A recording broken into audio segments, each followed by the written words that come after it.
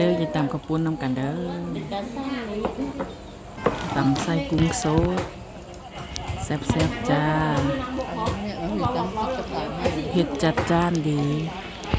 โอเคแป๊บหนึ่งงั้นนายต้องย้ายไม่ใช่สินายต้องค้าไม่ได้มาหรือยังนายค้าเพื่อแพงมา อัน หรื ว่า อ อยา ยั ก ง ม้างอะไรคิดเปิดเงินสองห่องนะพอดียู่ครอบครัวเนาะ เอาไว้ที่โรงๆด้วย ครอบครัวลูกน้อยนะพอดียู่สั่ง ชื่อว่าตรงนี้กำลังดีนะโล่งดี มันเราเฮ็ดมากมันอันน้อยเองแบบเงินนี่แหละทรงกับแบบเงินตัวนี่แหละมันก็ไว้เอาเฮ็ดส่งห้องนึงมันเจียวหรูหราคือตู่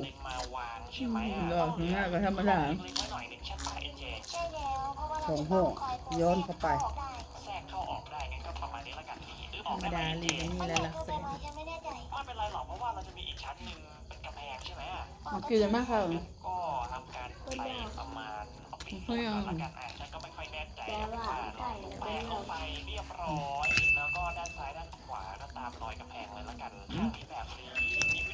ข้าว นี่นะจิกกี้โอ้ยกระเด็นกลับเข้ามาเฉย มันบ่ได้ยากจักดี จะปลอดภัยที่สุดตรงอยู่ข้างในใช่แล้วแล้วนี่ก็มีอาหารด้วยนายจะต้องแทรกตัวเข้ามา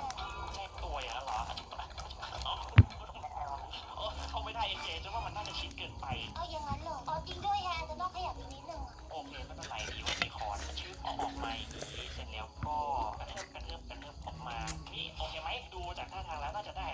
แต่เราบ่ได้เฮ็ดนะอัน